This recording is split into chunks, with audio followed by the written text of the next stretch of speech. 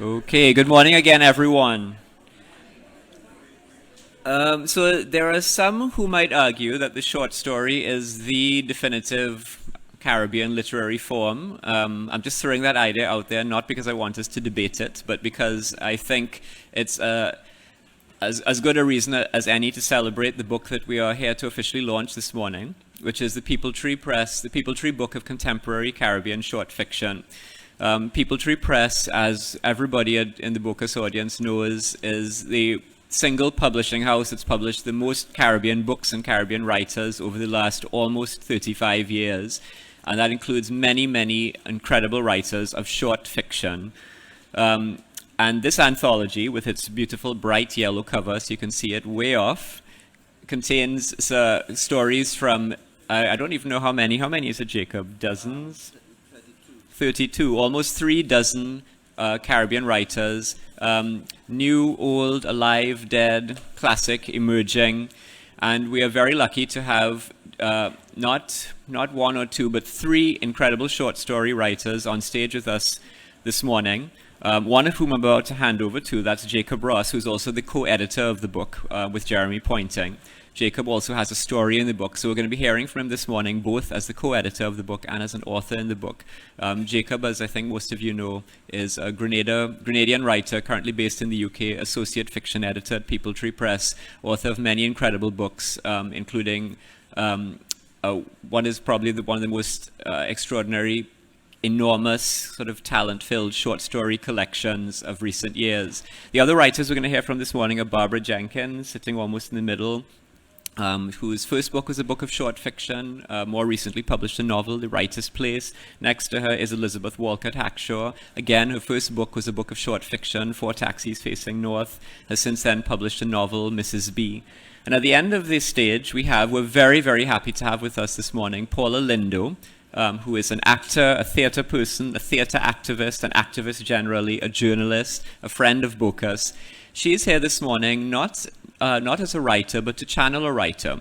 So one of the writers in this anthology is the Jamaican author Hazel Campbell, who passed away a few months ago, shortly before what I suppose will be her final book was published. Happily, she was able to see the proofs of the book just before she died.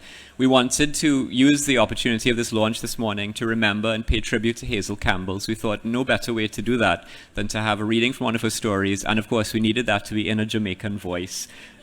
Paula is a Jamaican living in Trinidad, and we're so happy that she's come this morning to bring her actually skills and her Jamaicanness to bring Hazel Campbell's story to life. So I'm going to hand over now to Jacob. Everyone, thanks for being here. Let's welcome everyone with a round of applause and start.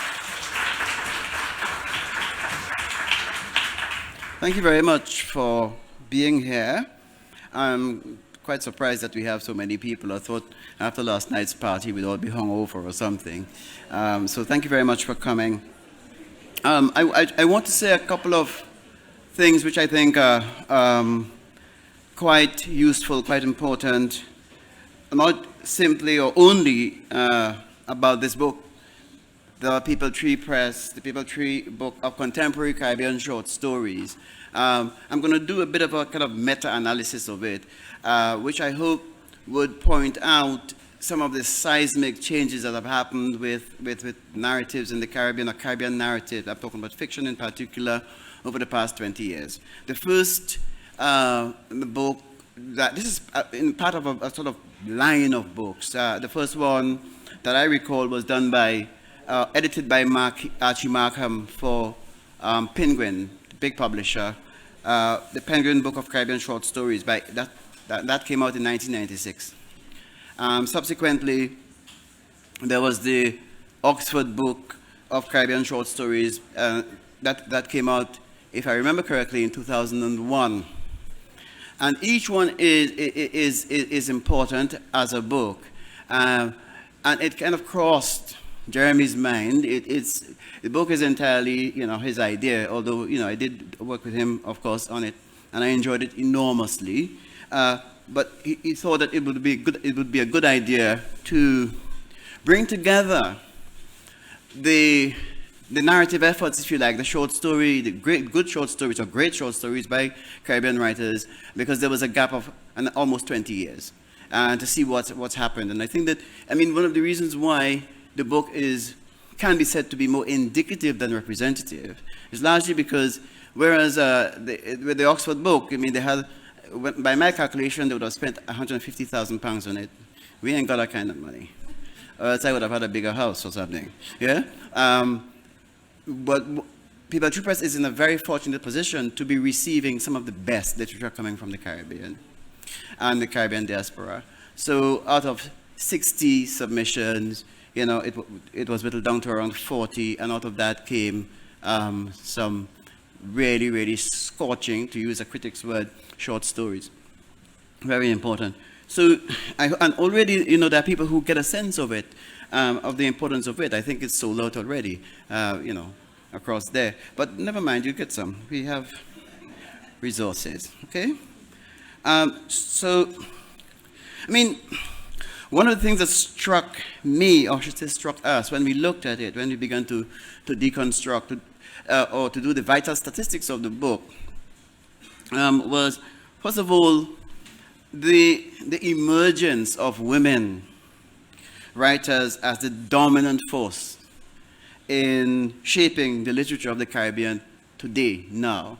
And the anthology reflects that. There are 75% of the contributors are women here in this collection. And that is a statistic that, in fact, bears out there in the real world. There has been a shift also. I think those of us who are familiar with the evolution of Caribbean literature, we know in the 1950s the voices were predominantly male, as I said earlier on, and they were largely centered in Europe or elsewhere. Now there has been a significant shift.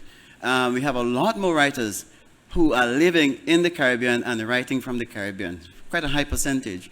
I think it's the ratio now is about 60-40. But Jeremy can correct me on that if I don't get it right. And also the locus has changed, you know, whereas before we had the wider Caribbean, the other, or the expanded Caribbean, including largely, you know, Europe, England, and so on. Now we find that the North American, writers based in North America, Canada, Toronto in particular, and the USA, right, you know, a lot of writing is coming from there. So there has been a shift. And I think that's... And I think what I see here, what I think that these writers bring to contemporary Caribbean fiction is a kind of amazing range of voices and narrative styles and social concerns, thematic preoccupations, and also a lot of the formal and stylistic innovations, and I'll try to explain it to you a bit in more detail later on, are coming from writers in this time, people who are doing interesting experimental stuff, who are not afraid to mess or to play with the short story as a form, and to shift things around, and to try things with language that we didn't have before. And in a way, it's the narrative production is becoming more and more experimental, yes, but not just experimental. It's more adventurous and perhaps more interesting. Yeah? And we have writers who, I mean, there are many of them in here. Some of them I'll just mention as I go along. And for example, when we look at the work of Jacqueline Bishop, she has a short story in there called Oleander, or Marcia Douglas. She's not in the collection, but I mention her because Marcia Douglas, her book, The Marvelous Equation of the Dread, is really, really interesting because she's drawing very, very strongly, very overtly on Jamaican rhythms, a kind of vernacular that's Jamaican. And her book is extremely successful, as some of you would know. The other thing that I think has gotten confirmed with the short story here is the positioning of the voice. Caribbean writers are no longer apologetic about writing in Creole. In fact, some of the best writing, if you look at you know, the winner of the BBC National Short Story Prize, the Commonwealth Writers' Prize, I think that was Kevin Jarrett Hussein at one point, also, and now we have Ingrid Persaud. The vernacular language is Trinidadian, and they are unapologetic about it. The narrative voice has moved from being, or the language has moved from just being that of dialogue to that of narration, all right? And there is a kind of self-confidence and self-possession that we see now in the writing, which was there before, but to a lesser extent. And the writers are pretty unapologetic about it, which I think is extremely important. Now, and there are kinds of rejections here, also subject matter, what they write about. The writing is more fearless. People are more prepared to tackle taboos, are prepared to challenge social attitudes and dispositions around the sexuality, for example, around, especially where the women are concerned and their writing is concerned, renegotiating and redefining the idea of family. Yeah, family is home, it's the relationships in the home, it's about abuse. One of the first writers that I know of to tackle in Caribbean writing the whole idea of pedophilia, for example, child abuse, was Olive Sr. in Summer Lightning. I don't know if you've read that story. It's there. Some of us didn't notice it because we didn't want to, because it was perhaps taboo to do so.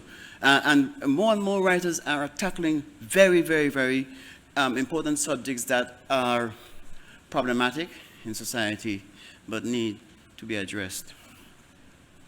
What else? Anything else? Right. So you know, if I were to phrase it, summarize, women writers, they have brought a new set of questions and preoccupations in the literature, and I think that we benefit enormously from that. Male-female relationship, female-female relationships, male-male relationships, you know, all of those kinds of gender dynamics, the idea of power, all of these elements are there in the narrative, and which is why I say, in all humility and modesty, this is one of the greatest books ever produced anytime. Yeah? It's a wonderful book.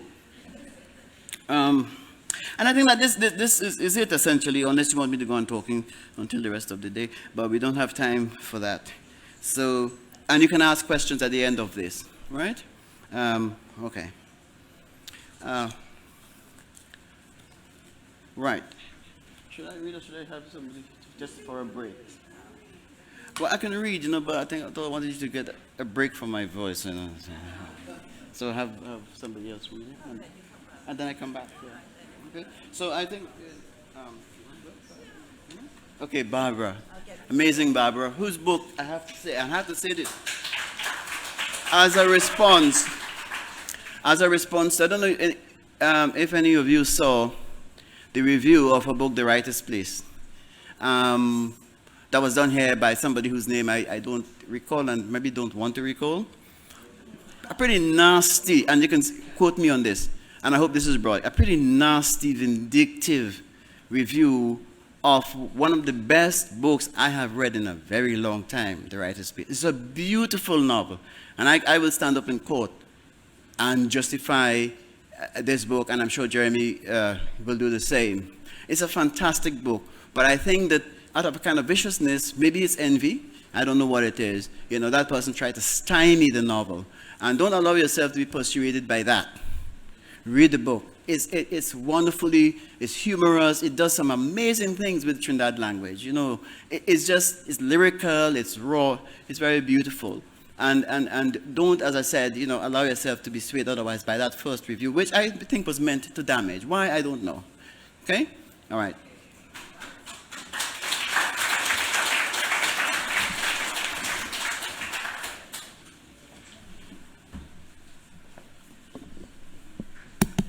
Here to praise Caesar, not bury him, I suppose, is the way we have to view what Jacob just said in defense of the Writer's Place. However, I'm going to read a story that Peepal Tree decided to include in their wonderful collection of contemporary Caribbean short stories. I'm not going to read the whole thing, time constraints, and a story on the page is very different from a story read aloud. So I'm going to leave out bits that are better on the page than in the voice. I'm going to read 3 little bits that I hope will join up together somehow in spite of what I have taken out. The story in this collection is called I Never Heard Papi Play the Hawaiian Guitar. I never heard Papi play the Hawaiian guitar, an experience, they say, caused big, hardback men to halt at the crunch of a hang-jack moment in an all-fours card game, jaded women to rise from the fumbling laps of drink-sotted men, and broken-nosed barmen to pause in their rinsing of glasses in basins of grey water, in those wrought iron balconied upstairs places facing the docks along South Quay, where he and his Hawaiian guitar spent whole unbroken weekends after he had pocketed his tally clerk pay envelope on Saturday mornings.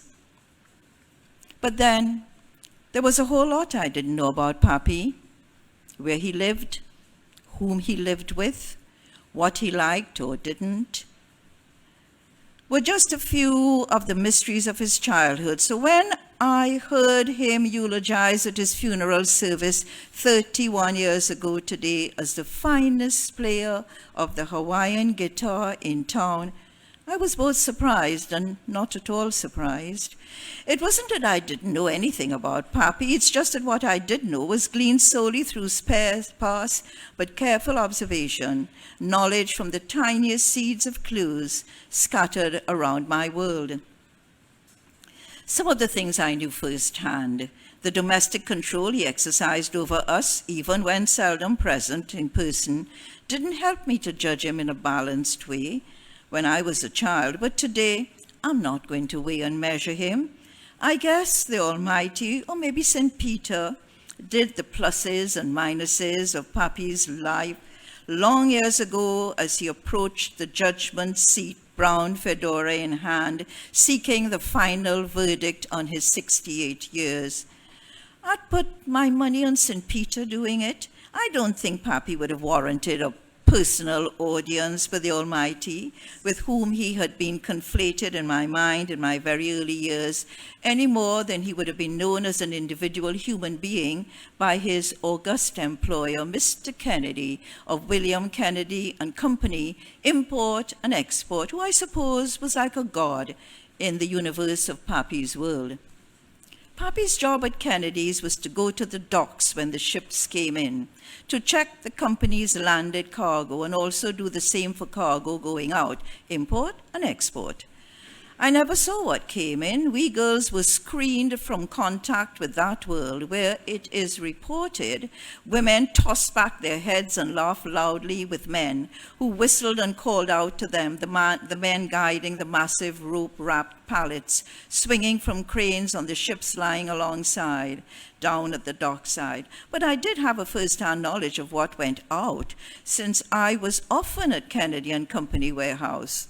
As the eldest, it fell to me to go to Papi's workplace on Saturdays, to seek him out and to wheedle him into sending some of the contents of his pay envelope back to Mommy, who would be waiting at home in Belmont, anxiously calculating in her head how the hoped-for $15 could be spread among her string of waiting creditors to keep them all reasonably happy and in check for the coming week. I'm going to miss a bit now about the journey down to Kennedy and Company warehouse, and I'm going to arrive at the warehouse in the next bit.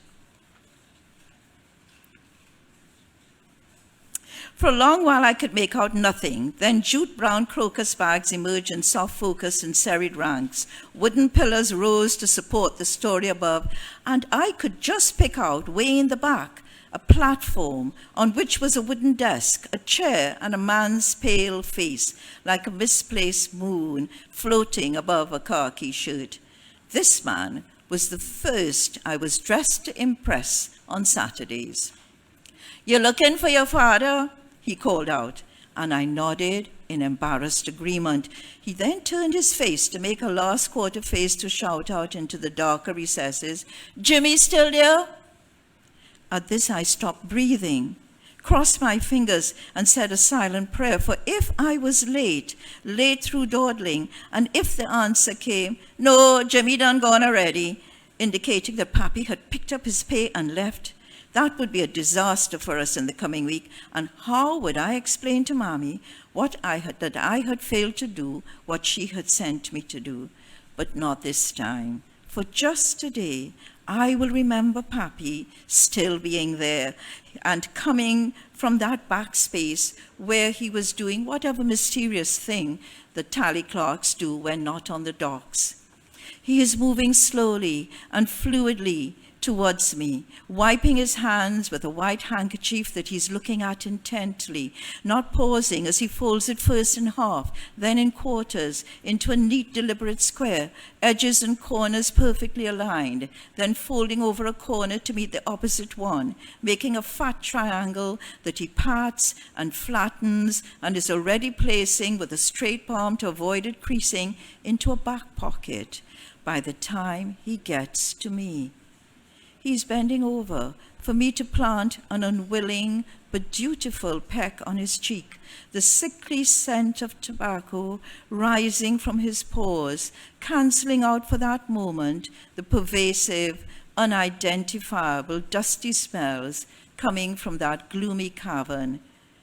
We stand facing each other, each waiting for the other to say something first. "Mommy sent me for the money." I, unschooled in tact and diplomacy, break the spell. "And you wouldn't come to look for your father otherwise," he challenges. For years and years, I replayed that scene just so. Setting, the warehouse. Characters, father and girl child. Situation, girl child requesting child support from father. And I wondered today whether I had been too simplistic, too judgmental in my reading of him all those many painful Saturdays of long ago. In that scene of the past, it isn't just Pappy and me there. Standing there with us, in us, were the people we thought we were, and the people we thought we should be. I was a girl child, yes, but also a convent girl. And so I was divided between two worlds, the one that contained the expectations and standards of the chaste world of the Irish nuns and their ideal students, my French Creole plantation owning and merchant class schoolmates, and the less privileged underworld of my own real life. As to Pappy, at work he was a tally clerk, at home a rarely visiting father. And there was also a secret life that none of us was privy to.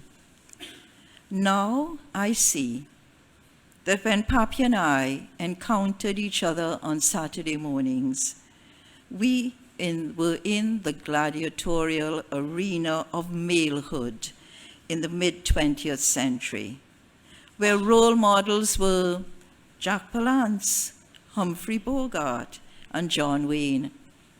So when Pappy was walking towards me, he was walking towards a camera from long shot. He had a role to play, and while moving to tight close-up, he was trying to show that he is man.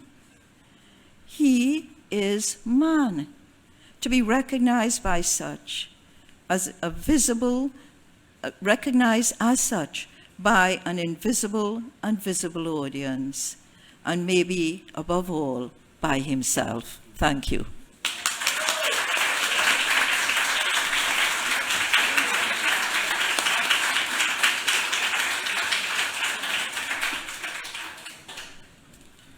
Good morning, everyone. Let me start by first thanking Jeremy and, of course, Jacob, the editors of the collection, for including the short story here in the collection. This morning, I did a quick check to see when the story was first published, and it was first published in Small Axe in 2003. I'm like, oh my God, that's a long time ago. So I'm very grateful for you all giving it life again.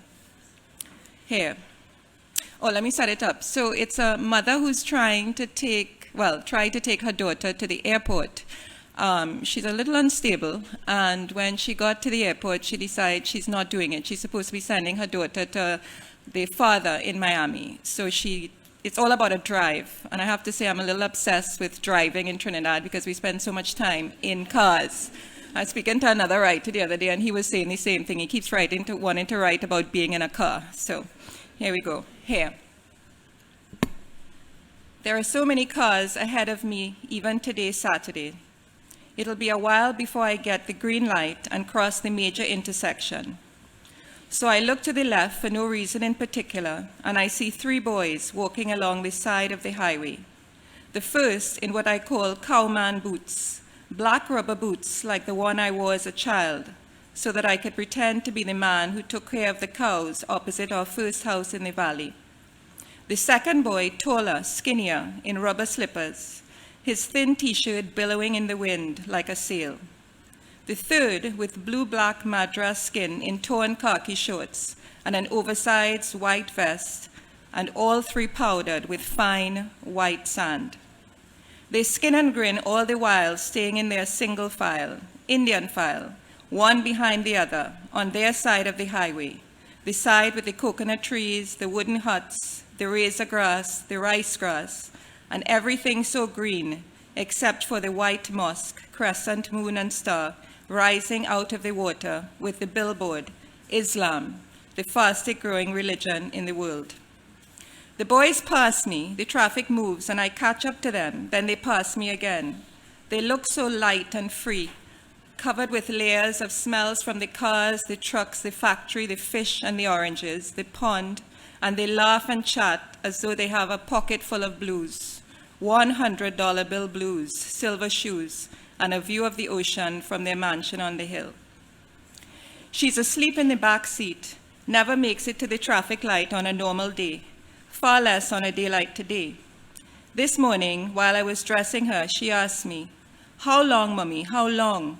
And she put up both hands for me to show her, and counting her tiny 4-year-old fingers, I say, 10 days, as though 10 days were like 2 and not a lifetime when she's away from me. On the drive to the airport this morning, I went over Sans Souci Hill. How does that translate? Without a worry hill? Carefree hill? Foolish name for a place where all the residents can barely make ends meet, where most of the young men have no jobs and spend most of the day playing basketball and smoking, but she looks so still in the back seat, lying peacefully, eyes softly closed, motionless, hardly a breath. They say the easiest way to avoid the pain and shock of an accident is to be asleep. Driving over that hill, although I'm quite convinced I could never do it, I have often thought of what it would be like to drive over the edge, straight over the edge. Sometimes I see the car sailing over the valley to another hill, or sometimes being held up by the vines that wrap themselves around the heads of the giant trees that grow up from the valley below.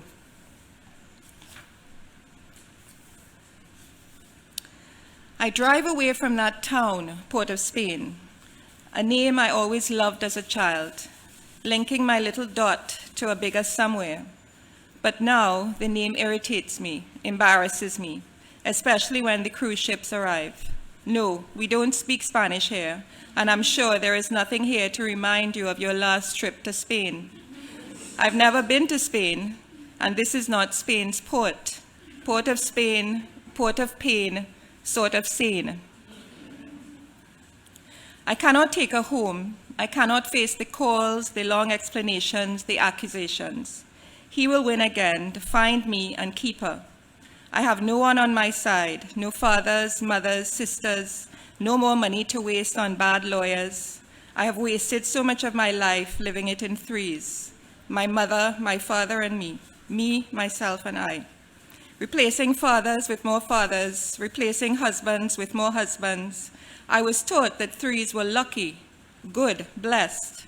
The the Holy Trinity, the Father, Son, Holy Ghost, 3 times lucky, La Trinité, the Nina, Pinta, Santa Maria, 3 in 1. How can I take her home? One day, while on vacation, we were in a rented Jeep. Tina was still in my watermelon stomach, and he wanted to drive to the Atlantic side of the island to a beach he had heard at the foot of the hill. We drove for an hour, passing fishing villages along the way. I saw the sign for the bay, so he turned off the highway onto a sun-baked rocky dirt road and asked if I was okay. The narrow, broken road took us through a thorny brush, then suddenly opened onto a wide, dry field full of gigantic cactus with arms bent upward in praise, holding huge orange and pink flowers in their prickly palms. It was very windy, the air was salty, and you could smell the ocean down below. With so much space and the Atlantic on the horizon, it felt like another place, no longer the Caribbean. But then the trail stopped. Suddenly, we had to find our own way down to the beach. He was driving carefully, even caringly, but the Jeep kept bumping up and down over the cracked ground, so he asked me again if I was okay, if I wanted to turn back. But I wanted to go to the ocean, the deep blue rough Atlantic, and soak both Tina and myself in the water. And then, as we turned to go down, we came upon a lone hut, a casembois, with huge holes for windows and a space for a door. The cars had a clear view of the ocean. He slowed down. There were 3 of them inside the room, 2 men in their underwear sitting on the ground, and a young boy, barebacked, lying on his stomach in torn shorts on an old mattress. Rum bottles were scattered everywhere. The 3 of them, 2 men and a boy, the 3 of us. The men never looked up. The boy turned his face to the wall. So we kept driving to the Atlantic Ocean, not the Caribbean Sea, without saying a word about the men and the boy, without saying a word about the 3 of us. Thank you.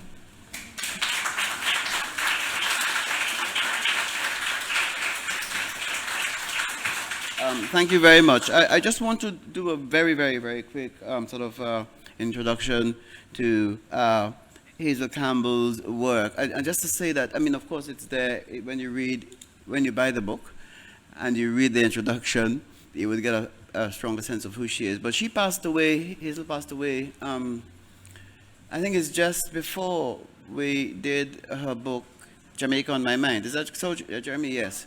But she at least she went with the satisfaction of knowing that the book was going to be out. For me personally, as a reader and as a writer of Caribbean literature, I can safely say that she is one of the most important writers and certainly one of the most important exponents of the short story from Jamaica. No doubt about it. And she's been perhaps overlooked. And it's definitely worth getting her work. Hazel Campbell stands up, in my view, with the giants of Caribbean literature. And I don't see this very lightly. One of the stories in this book, her story in this book, asks some pretty powerful and very, very hard questions, which might be uncomfortable for some of us, because what she does is one of those very interesting parallel narratives that looks back on a fugitive from the slave plantation and contemporary Jamaica.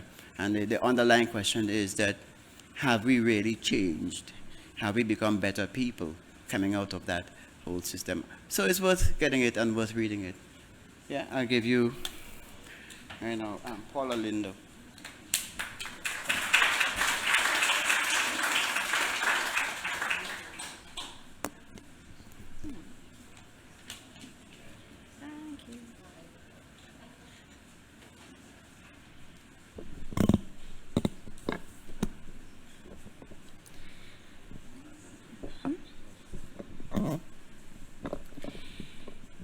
The night that Jacob was born, they say that his mother's screams kept the slave quarters awake for several hours.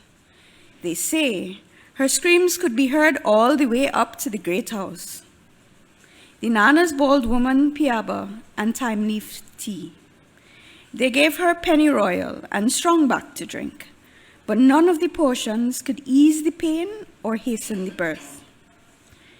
Jacob entered the world as big as a 3-month-old baby. In a world of puny infants who often died at birth, the old people regarded his great size and his lusty crying as an omen. The Bacra's comment was, "Good breeding stock. Tell the mother to give me more like that. Who's the father?" But even as they approved of his size, they disapproved of his fearlessness. While the slave toddlers learned very early to move out of the way of the horses and mules of the masters as they came trotting by fields or quarters, Jacob would stand up, eyes round with wonder, staring as though he were equal.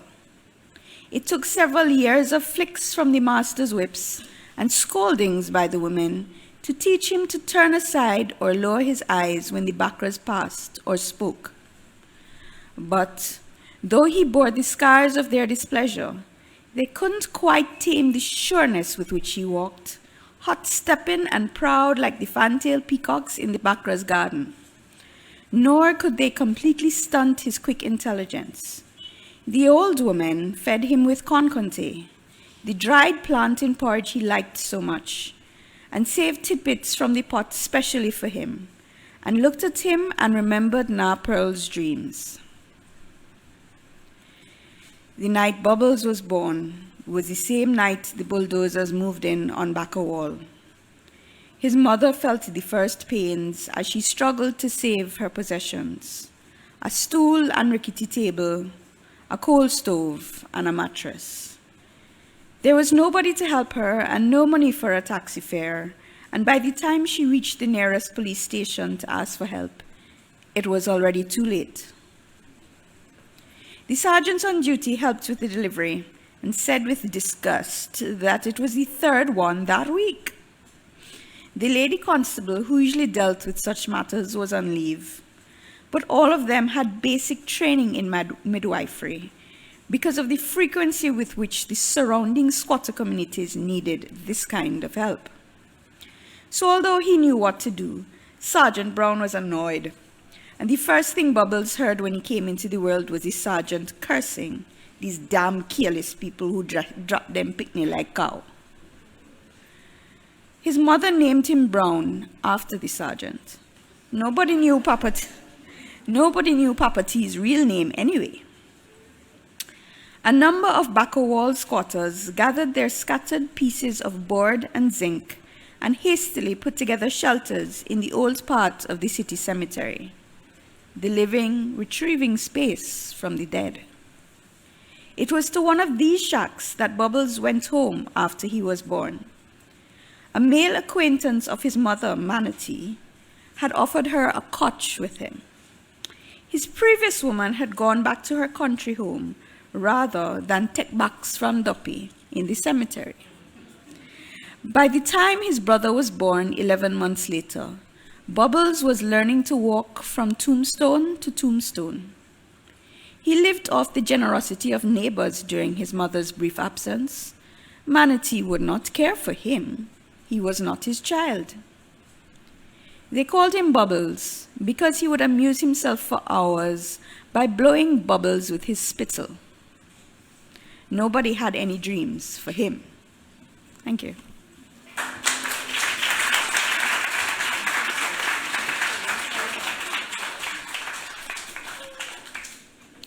Thank you very much.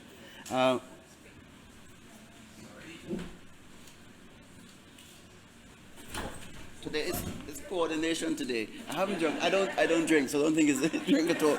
It's just coordination. I forgot to mention that that Barbara's book, The Writer's Place, is currently under consideration. It has been shortlisted for the Royal Society of Literature's inaugural. Is it Christopher Ackland Prize? What's the surname? Christopher Bland Prize. I'm sorry. Yeah, has been selected for that, and we're looking forward to. Yeah.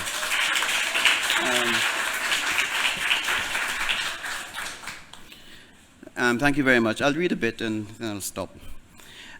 This short story is probably one of the most commented on short stories in my collection, called Tell No One About This. It's called Rum and Coke.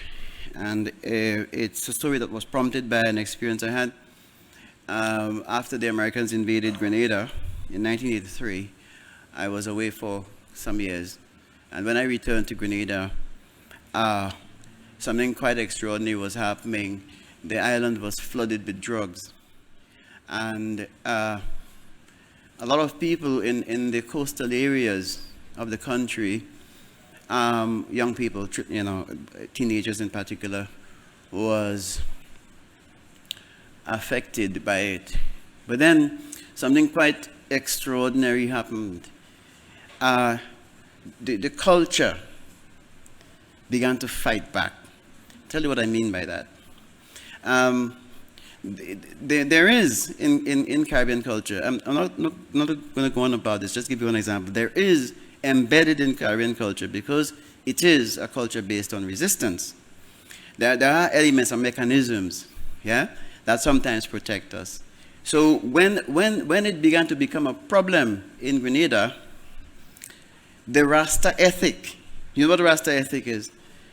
The body is a temple, no foreign substances, began to kick in. And suddenly, everybody was talking Rasta talk in them days. We got it from Jamaica, yes, of course. And then, of course, the preachers, not too far behind, they kicked in with it.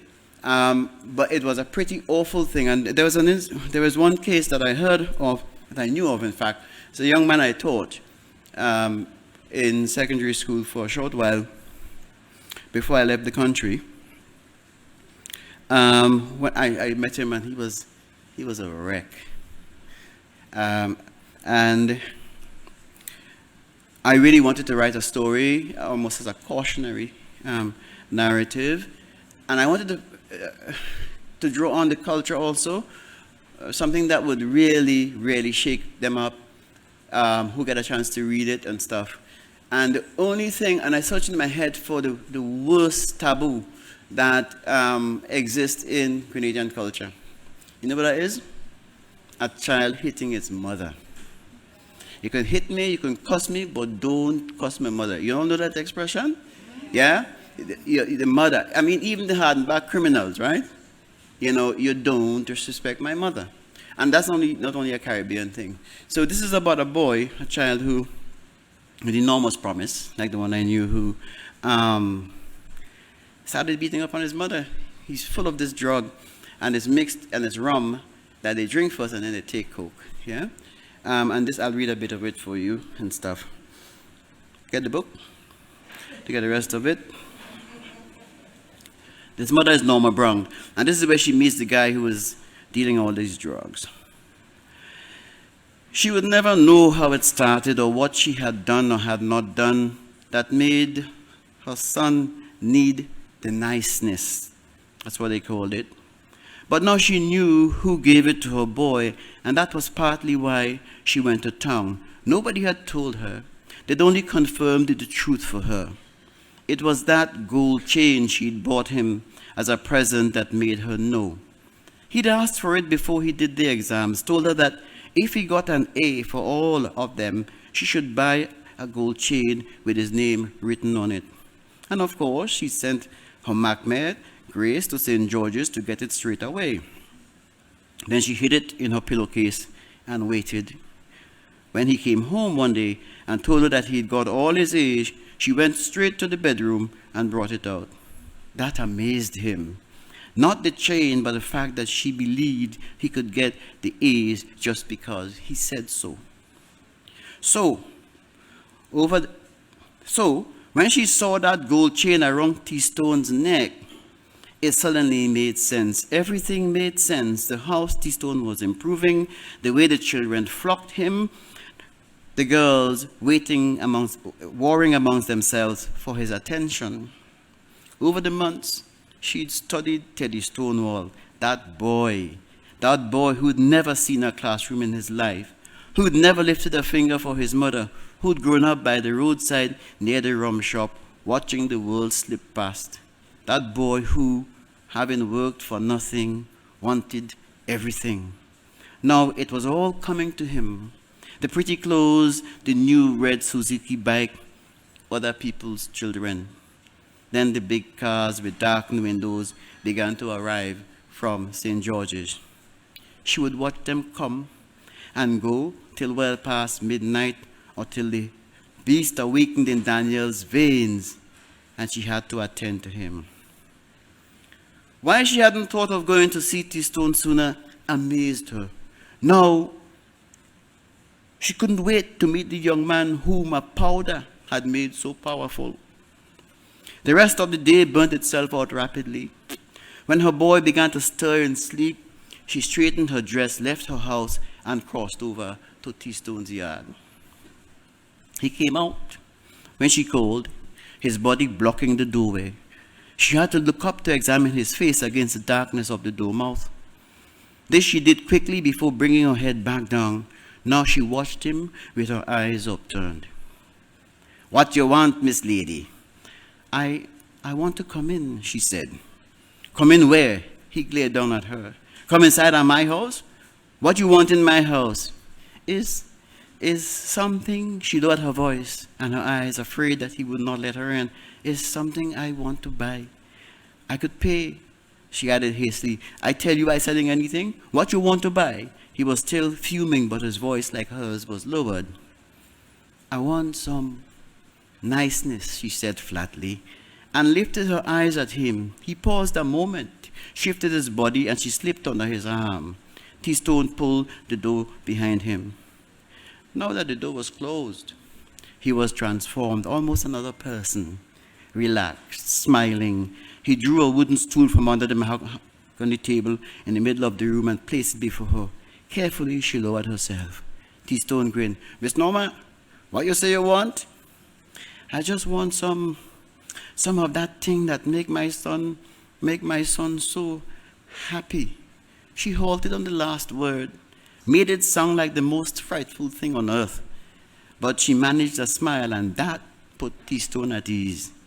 He seated himself a few feet in front of her, smiled wider, and she noticed the gold tooth. She did not remember him having a gold tooth. He'd had bad teeth, the sort that pressed his lips apart. His shirt, she also noticed, was of a soft material that hung on him as if it were liquid, made, no doubt, from one of those fabulous materials she had seen in pictures in her friend Grace's magazines, and in the large stores through whose wide windows you feasted your eyes but never entered. "What you offering?" he whispered. For a moment she did not understand him. "What you have," he repeated. She allowed her eyes to wander around the room before easing her fingers down her bosom and pulling out an old handkerchief. She unknotted the bit of cloth to reveal a ball of crumpled notes. $1,000, she said, and dropped it on the table. It was all she had. The gesture said so, that and her trembling hands. She was never likely to have that much again, for it had taken a lot to get it. $1,000 that would have gone to her boy, along with the house and the piece of land that had been in the family for as long as anyone could remember. T-Stone did not reach for the money. He looked at her with a sudden probing suspicion, as if he was seeing her for the first time. She was an old woman, in trouble and confused because her son was in trouble and confused. The stupid kind, the kind he despised most. These women who would do anything to please their sons, who never saw the sky because all their lives they were too busy looking down, digging and scratching the earth. It always puzzled him how people like that ever came by money. $1,000. It had always been his.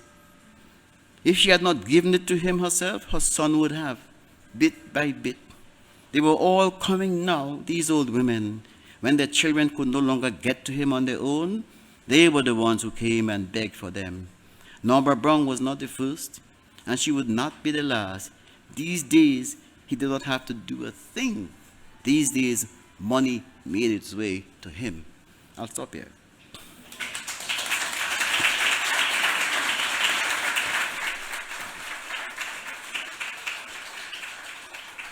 Okay, I think we have a few minutes. No, it's always 12 on the dot. Sorry? You have 10 minutes left? Okay, multiply that by 3. Okay, you're welcome to ask questions, make observations, whatever. You're perfectly entitled and you're welcome to do that. Yeah. And there's Barbara, Elizabeth.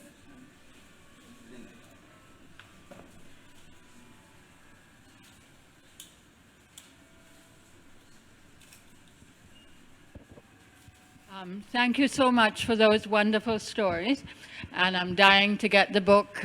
You said it's sold out, but more will be coming, so I'm really looking forward to it. Recently, I heard the term flash fiction.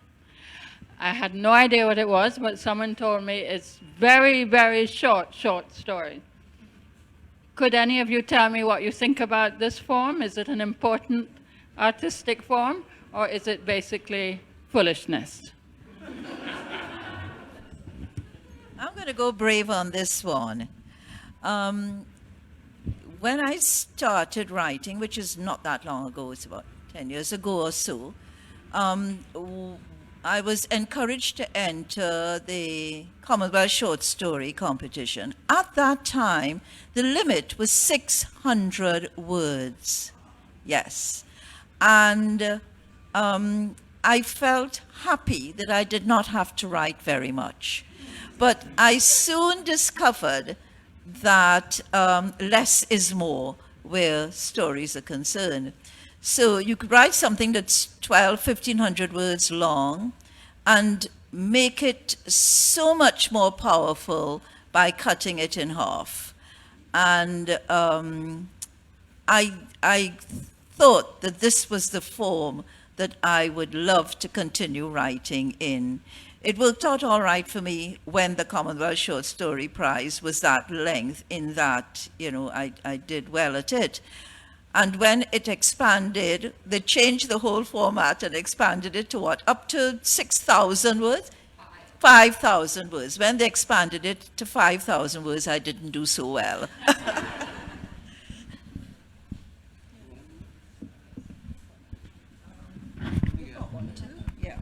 Hello? Yeah. I agree with Barbara. I think what's important is the content of, whether you call it flash, dash, it doesn't really matter. The thing about 600 words, though, I think you actually, instead of it being seen as a form that makes it maybe easy to get stuff out, I actually see it as being very hard. Because short stories, and I think prose in general, people always say, poetry is like the ad math, maybe, of it all. But you have to be very, very specific. And if you're telling a story, as Carol Phillips was saying yesterday, you focus on character, plot, both, form, style. I actually think it shouldn't be, I think it's actually very, very hard to capture what you want to capture in 600 words. So the people who do it, I give them a lot of credit, because it's not an easy thing to do if you really pay it. Every single word has to count. Everything would have to count with 600 words.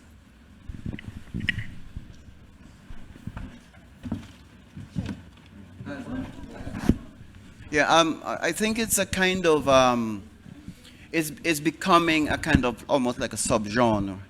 But I'm one of those people who hold the belief that every story has its own internal logic. It's like a thread, that's rolled up. And it depends on the kind of story you're telling. It will unfold, and it is the length that it is. I did not attempt, for example, in my collection of short stories, ever to write a flash fiction narrative, or whatever you call it. But some of them turned out to be very short. Some of them are about 800 words, because that's what the logic of the story demanded. I think it's a good thing. It's a bit like what they're doing with cricket now, where they just shortened everything. It's probably more exciting and it's easier. And also, don't forget that you have the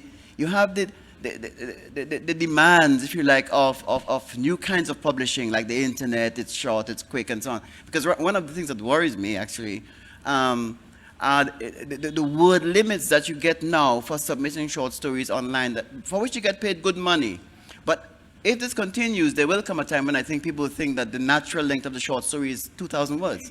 You know? Yes. Yeah, people are actually writing to those specifications. Yes. But there is room for long form short stories, so to speak. There real room. I mean, for example, Jacob Bubbles. That's a long short story, by the way. But Hazel Campbell could not make the point she wants to make unless you had that story being significantly longer than 4,000 words even. So it all yeah. I just want to add something to that. I don't know if you know the 6-word short story that's very famous. Anybody here who does, you know that one, right? For sale, baby shoes never worn. Yeah. Yeah. And I've tried to feed my time, but they don't end up. Any more questions? Yes. Yeah. First off, thank you for the readings. And I encourage everybody here to buy the collection. I have 2 copies. Probably that's why it's sold out, because I've been buying them. And Rum and Coke especially, it has a nice twist. Spoiler alert, I won't go any more than that. But my question is, when you look back at these stories that you wrote at a particular point in time, how do you see yourself having evolved from this story, as a writer? Or, how have you changed when you look back on the stories in the collection? That's the worrying thing with me, I don't think I've evolved at all.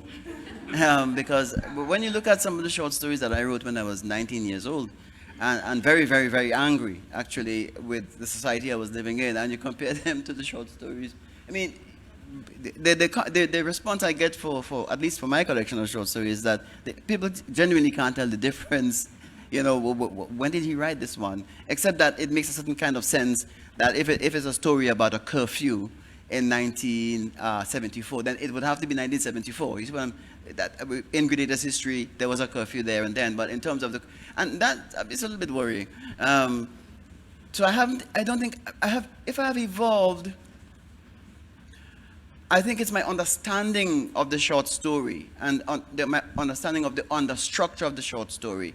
I've done a lot of work on that. People who have worked with me, you would know that, I have a system of teaching the short story, and I get decent results, in the sense that when my students get decent results, they win competitions. One did so last night, even, so it works. But I don't even know. I don't know.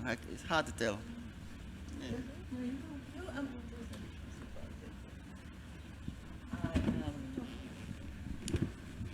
I like the short story form very, very much, and I've only written 1 collection of short stories and 1 novel.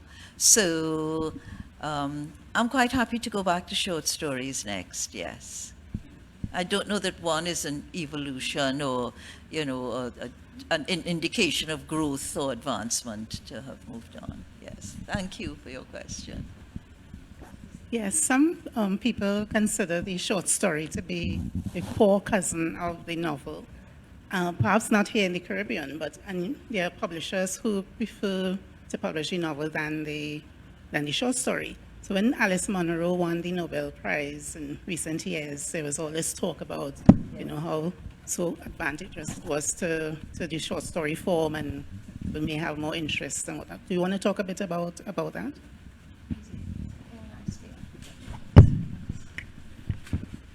The short story being the poor cousin to the novel. Well, I guess Chekhov didn't do too well. Yeah, the thing about it is that, the short story has been around for a very, very long time, I think people tend to pick novels because, at least in the beginning, they say publish a novel, then publish your short stories, because short stories are very hard to get published. There aren't a lot of publishing houses that want specifically short stories.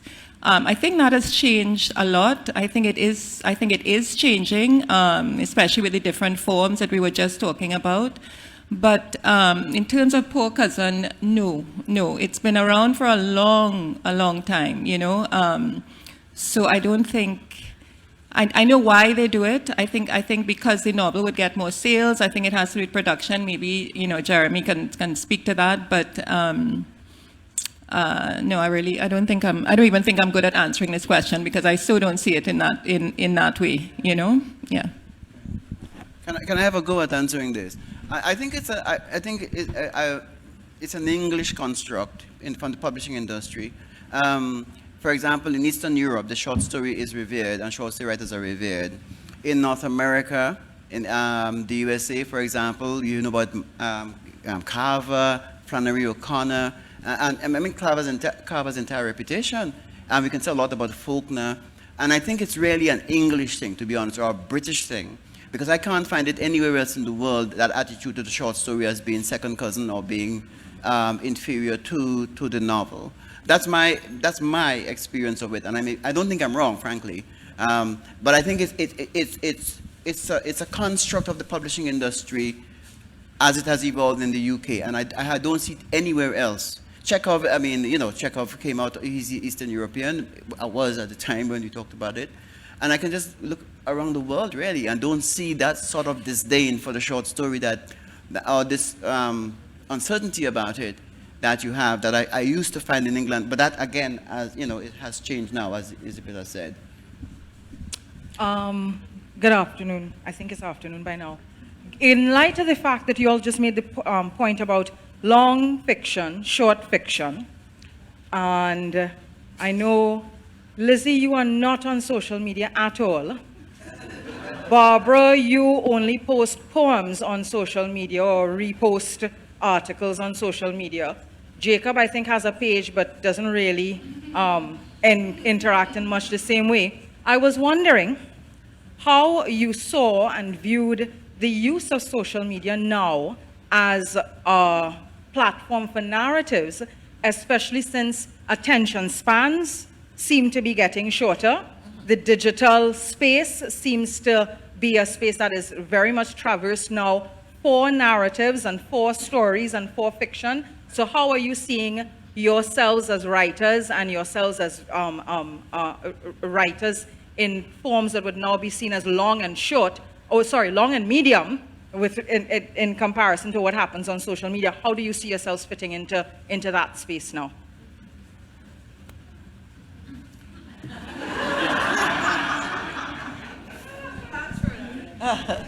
Actually, Rhoda, I don't.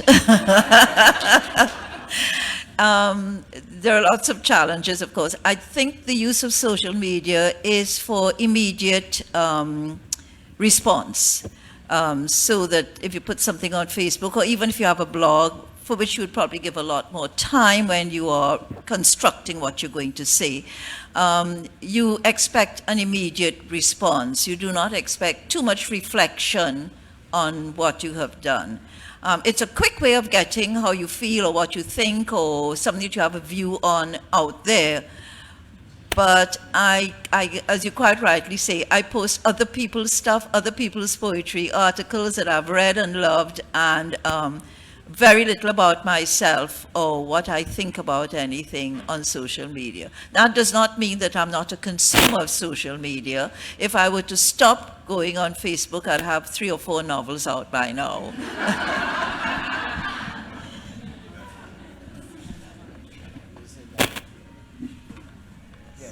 Okay.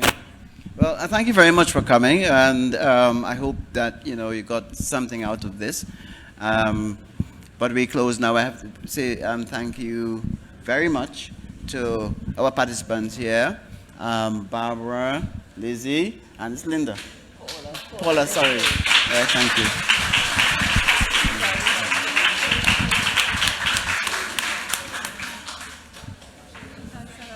Yeah.